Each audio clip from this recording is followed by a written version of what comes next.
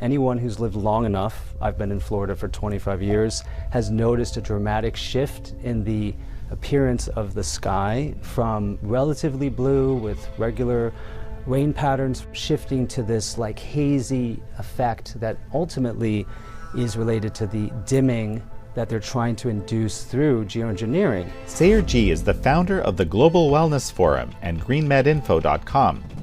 In this episode, we dive into a recently passed bill in Florida, the first in America, that criminalizes geoengineering and weather modification. They are intending to neutralize global warming. It's very publicly acknowledged, but what they're doing is they're using agents that are highly toxic to the public health and environment. This is American Thought Leaders, and I'm Jan Jekielek. Sayer Ji, such a pleasure to have you on American Thought Leaders. Thank you, the honor's mine. Sayer, Florida just made history. This the first bill in America has been passed that criminalizes geoengineering and weather modification. But wait a sec, hold the presses here. I mean, why do we even need such a thing? Is this something that's happening in reality? Is it something that's common? Explain this to me. Absolutely, yes. Well, first of all, we have the evidence of our senses, which is that anyone who's lived long enough, I've been in Florida for 25 years, has noticed a dramatic shift in the appearance of the sky from relatively blue with regular rain patterns, for example, shifting to this like hazy effect that ultimately is related to the dimming that they're trying to induce through geoengineering.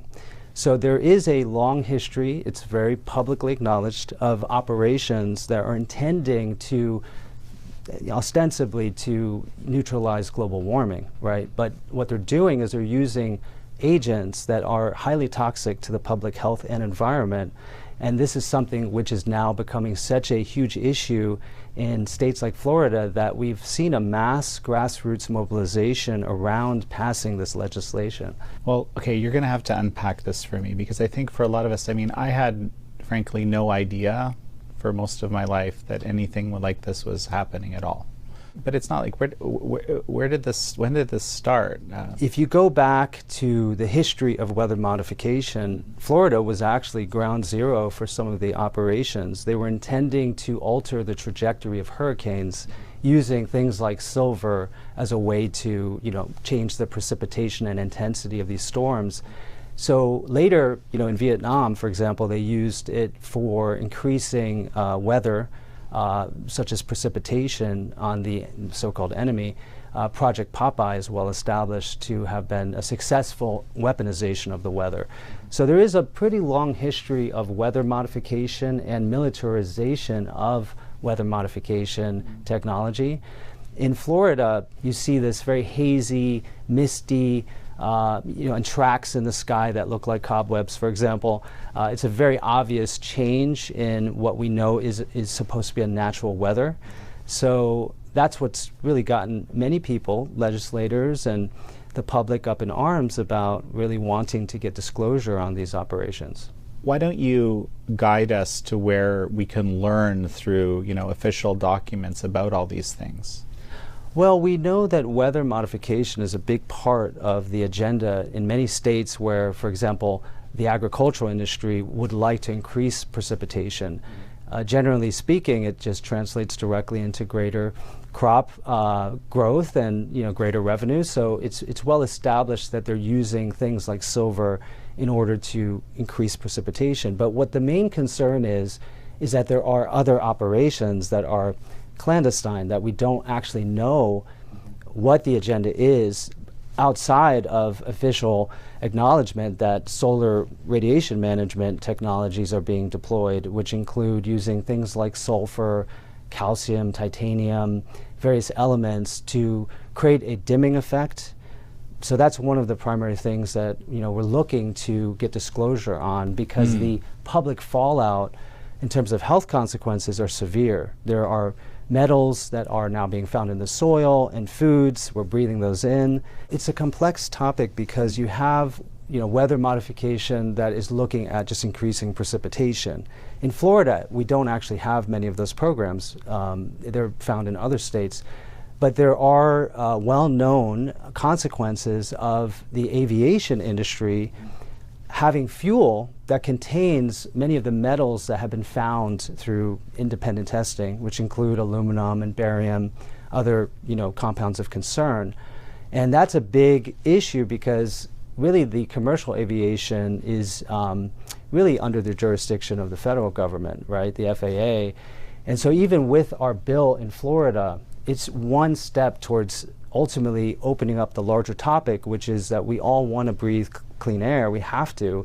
So this is one of the primary efforts, and we're only one of now 34 states that has introduced legislation to ban or get increased oversight over weather modification operations in this country. Well, and I'm definitely going to dig into that because you're an important part of getting this law passed in Florida. But you just reminded me, Bobby Kennedy himself on the Dr. Phil show, he was asked about this issue in general. I'll quote him here. That is not happening in my agency. We don't do that. It's done, I think, by DARPA, and a lot of it now is coming out of the jet fuel. So those materials are put in jet fuel. I'm going to do everything in my power to stop it. We're bringing on somebody who's going to think only about that, find out who's doing it, and hold them accountable. So there is some interest at the federal level. Absolutely. Yeah, in fact, in April, Bobby went ahead and he responded to our announcement that there were at the time 24 states that had introduced legislation, which was incredible. And he said that every Maha needs to support this initiative and that HHS will do its part. The things that we need most to be safe and to implement the Make America Healthy Again initiative requires that, at the very least, that the environment, the air we breathe, the water goes into the soil, the metals go into the food.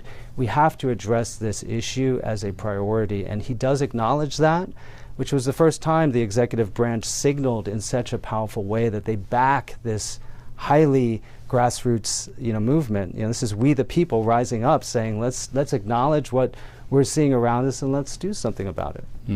Well, so this is the perfect opportunity to kind of find out a little bit more about you, where you come from, what you're about, how you're connected with Maha. Well, I started out as a grassroots activist by putting together a website early in my career in 2007 called greenmedinfo.com.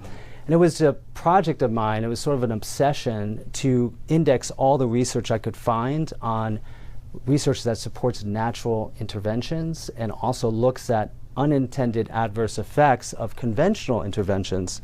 It could be anything from mammography to vaccination. And because of that website, which now has 100,000 studies, it's been very controversial because before Maha became a big thing, and even before Whole Foods and all the natural health advocacy became mainstream, we were considered on the fringe. Natural health, it seems a little bit wooey, based on anecdotes, for example. But what I decided to do was to find all of the so-called scripture of the medical, monotheism that dominates America, which is the peer-reviewed and published research to support, empowering people to make an informed choice.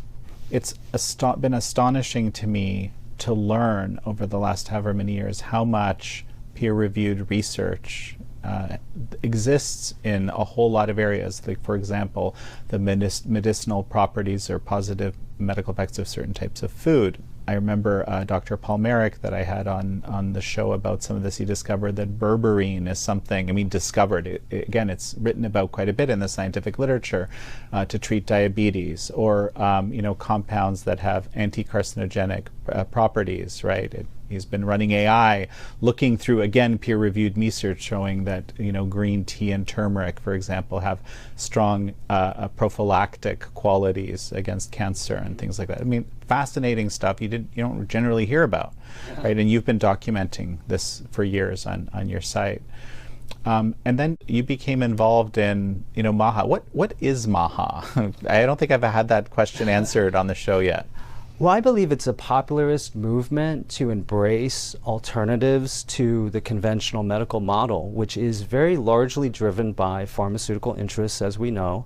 It doesn't mean that they're nefarious. It's just that it's a good business model. You suppress symptoms, often with some of the very chemicals, they basically patented xenobiotic chemicals, drugs, that are actually not addressing the root cause. Many of the symptoms of disease are caused by poisoning with some of these same chemical types. So it's this very paradoxical situation where we're told that the standard of care requires that we adopt interventions which we just cognitively, it's dissonant. Like, we realize they're actually chemicals. They're not natural compounds. And natural medicine advocacy has always been around acknowledging that our body is a natural entity and that we should be able to use the medicines that really for countless epochs we've used to survive as a species and thrive in certain scenarios. So it's really a revival of ancient wisdom combined with the advances of modern science. And I think that my work has simply been to celebrate that research. And I didn't intend for it to be very controversial, because one of the 10,000 databases on Green Med Info is on vaccination. And we happen to index 1,300 studies on the non-safety and non-efficacy of various vaccines. And that's what politically became quite an issue. And now you're involved in the Global Wellness Forum. Global Wellness Forum was, I think, instrumental in passing this legislation in Florida, and frankly, which is actually being used by many other states. I think it's up to, is it 36 now or something? 34, but 34? There are others in the works. Okay. Well, but the point is, it's not just something about Florida. Sometimes people say, well, Florida's a little bit weird. But no, it's something that, a great many states are taking very seriously. And again, I just don't know if this was so much in the public consciousness, to be honest. Like, it wasn't in mine. Yeah. Well, if you are like me and you live often in the realms of social media, it is just unbelievable how many posts there are, many of which are viral, on the topic of so-called chemtrails. Colloquially, that term has been used to describe the obvious changes in weather that are artificial. People don't know the cause. That's a big reason why there are so many now looking to legislate, a reform. However, it's clear that this is a populist movement, and it's really all about taking back our basic right to bodily sovereignty. I think after the 4 or 5 years of the declared pandemic, there was a mass awakening around bodily choice, informed consent. And what we're seeing, I think, truly is a nonpartisan movement that is embraced by the majority of Americans. And I would say this is becoming a really beautiful movement of sovereignty. And it's just, we have to address the 800-pound gorilla of what's going on in our skies and what we're breathing in daily. What about the Global Wellness Forum? Where does that come from? So Marla Maples and myself and Dr. Ed Group decided, because we have such a beautiful history of working together as activists, if you will, behind the scenes for natural health advocacy, to bring together the coalitions that over the course of now several decades have proven independently that they represent the will of the people and that they are in alignment with very basic values, which include things like transparency, radical honesty, radical responsibility. And these are the things that we are now bringing together a national and an international coalition in order to move issues like the geoengineering issue forward, although we have 16 councils, because Maha is very old. It's the bones of the movement are parents, for example, who had vaccine-injured children and that were gaslit by the media, the medical establishment, and told that they're wrong. And for example, the vaccine-induced brain damage their children suffered. And now we have advocates like Bobby in positions of great influence who are, now articulating what we the people really want. When I think about Maha, I think about people who have engaged with the existing medical system and in some way been wronged by it, and that's what kind of changes them. That almost all the people that I've met who have, would describe themselves as Maha were of that ilk. It could be there could be many reasons for why, but then there would be some kind of, like you mentioned, this sort of suddenly they're on the wrong side of an issue. They're speaking the unspeakable thing, and they're like, hey, but I'm just looking out for my kid's health.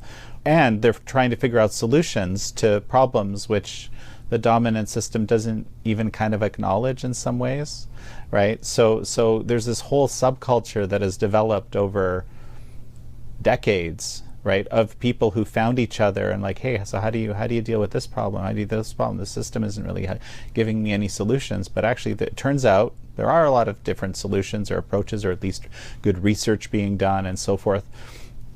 And it's also very interesting to me that you have, you know, Marla Maples, yourself, and a group kind of come from quite different backgrounds and quite different interests. You know, a group who I just recently met actually, you know, is working on gene therapies and so forth. So it's I mean, it's a kind of a range of interests, a range of outlooks, right?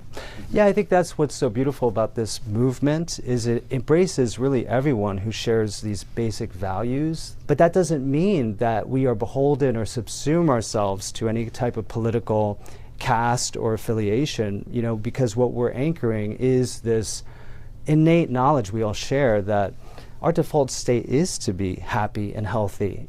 I think that's the basis for Maha. And a key feature, I think, is the going after root causes of disease as opposed to dealing with symptoms, from what I heard.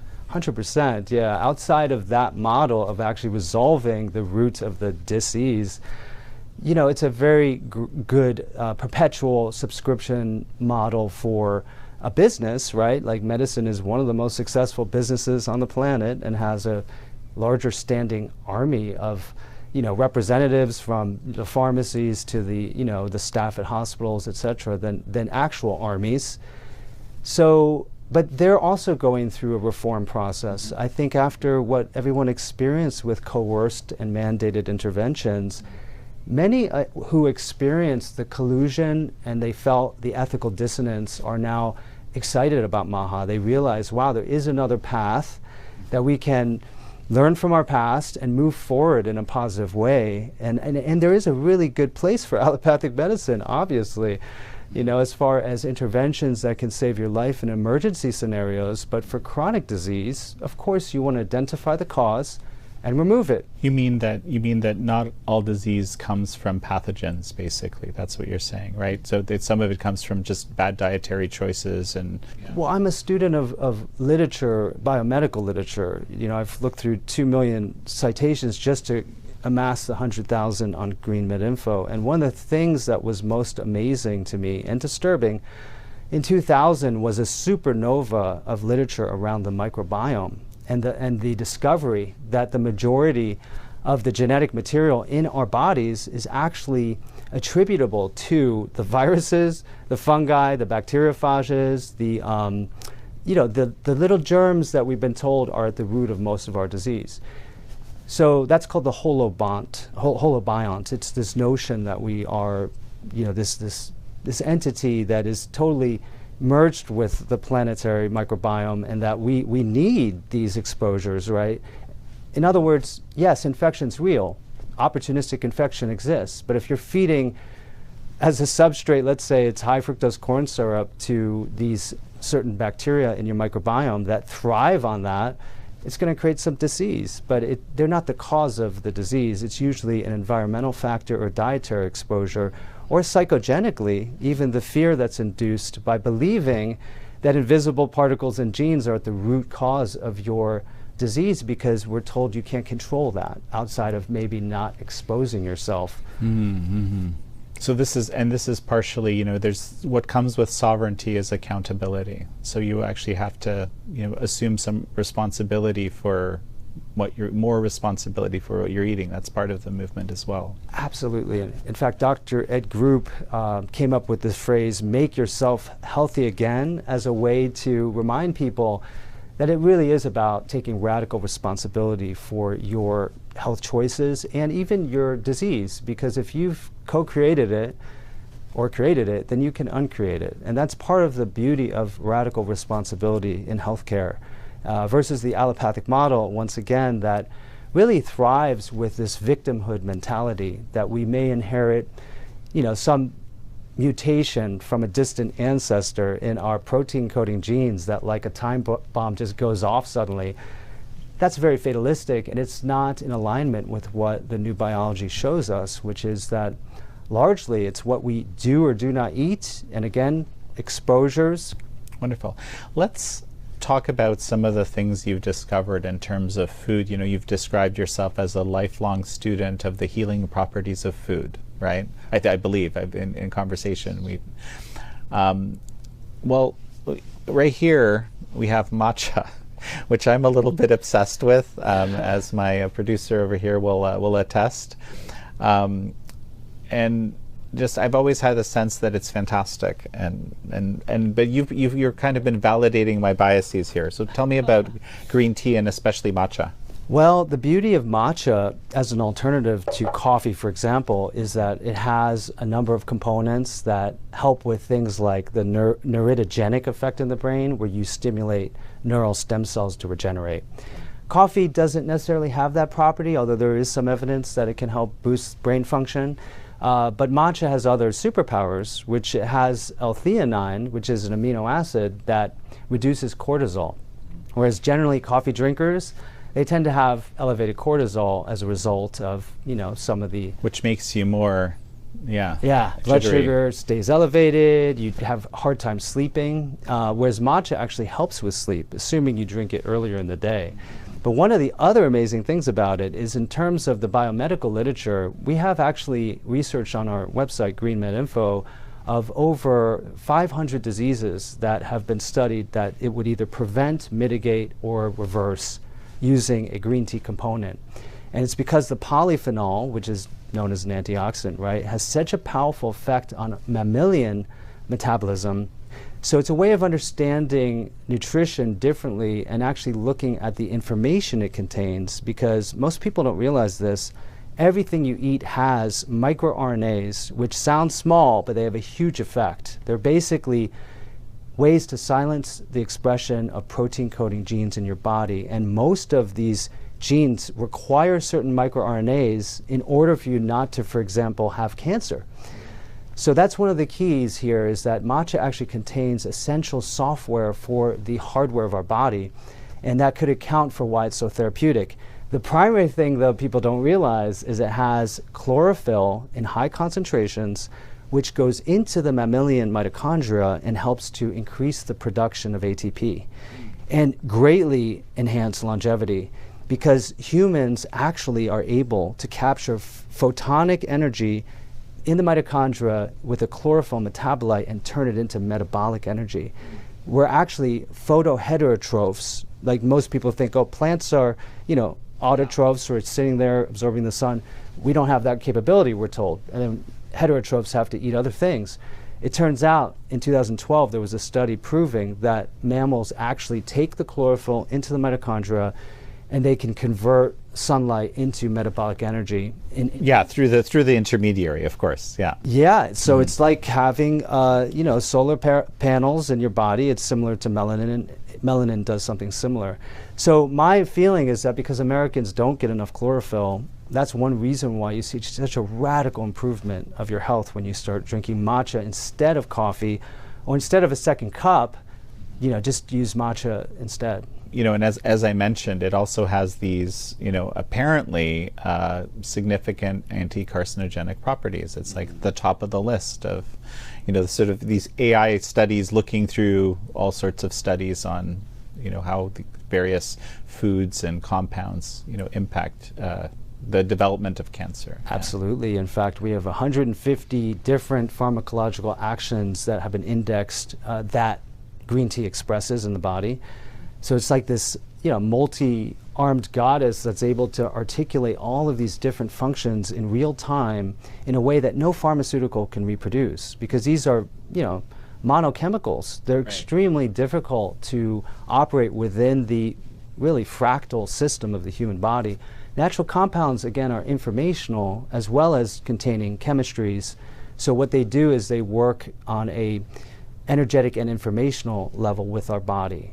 So it's a totally different scenario. Fascinating. Never heard of that before. Yeah, we've got the research on my website. Why don't you pick for me a few things that you discovered through your research that'll be shocking like this, or even better, sort of things we should do or help us. Well, one of the most amazing things, especially for women, because most of the natural health movement really has been successful because of the women in the family who often have to think about taking care of their loved ones, is that many women don't realize this, as they age, their ovaries start to reduce production of essential steroid hormones. And when you're stressed, the adrenal glands steal progesterone from the ovaries to make more cortisol. So you can get an accelerated aging process. So when you get into the perimenopausal, menopausal zone, many women start to get depression, midsection fat, their bone density decreases and bone quality. Turns out that if they take advantage of the ovaries of these fruiting plants, which are known as angiosperms, it's what is 70% of all food on the planet comes from this family. It's as if they replace the function of their ovary entirely. In the animal model, what they do, they take the ovaries out of the female rats, or whatever animal they're choosing, and they suddenly undergo all these changes of life. But if you feed them things like plum or orange, and the best of all is pomegranate, it's as if they never took their ovaries out. And this helps people to understand, like if you look at the ovary of the pomegranate bush and you slice it in half, it looks just like a mammalian ovary. And it has bioidentical estrone, which is one of the 3 estrogens that mammals produce. In fact, it even has testosterone, so men need to know that. So it's part of the law of signatures in the beautiful way in which, you know, we co-evolve with plants, is that there's a cosmic wink of this food can feed this organ, and now we have the biomedical validation to show that it's actually a natural HRT alternative, which explains why, you know, the world over, pomegranate is used for longevity, prosperity. It has all these benefits, but even better than that is that it is able to reverse plaque buildup in the arteries. So pomegranate, if you ever put it in your mouth, right, it's astringent. The epithelial tissue in your mouth is the same that lines your blood vessels and arteries. So it has this cleansing effect on the arteries, and there was an Israeli study that found a 30% reversal of plaque buildup in the carotid arteries simply by consuming pomegranate juice. So if this was not a threat, right, to the pharmaceutical industry, and people really embraced, you know, the principles of Maha, this would be international news, because this is the #1 killer of people in the Western world, which is heart disease. And it's something as simple as pomegranate would alleviate so much suffering, and it's such a beautiful testimony to the way nature just kind of puts the solution right in front of you, you know? It bleeds like a, you know, a heart, it looks like a heart, it cleanses your heart, it looks like an ovary, it replaces the ovary, and there's all these other great examples of it, like the walnut, you know, it's the perfect example of it. Has bihemispheric nut full of omega-3 fats, which are indispensable to your brain. You can barely find it in any other nut or seed. And it has this meninges-like coating that has compounds that have already been shown to have neuroprotective effects in conditions like Alzheimer's. And it's just the perfect symmetry too. It looks just like a human brain. Right. When I was interviewing Dr. Merrick about, you know, what he found in the cancer literature, right? Because he's been looking at all the papers about cancer, the studies that have been done about cancer that we don't know, that we didn't know about, that he didn't know about for most of his life. And one of the things he found was that this combination of omega-3s, of exercise, and of vitamin D was actually, you know, in a quite robust study, reduced the incidence of contracting cancer by like 40%. So, like, you look at the study, you go, well, that is absolutely astounding result, right? And it's, you know, it's a robust. I looked at the study. It's a robust finding, and it's replicable.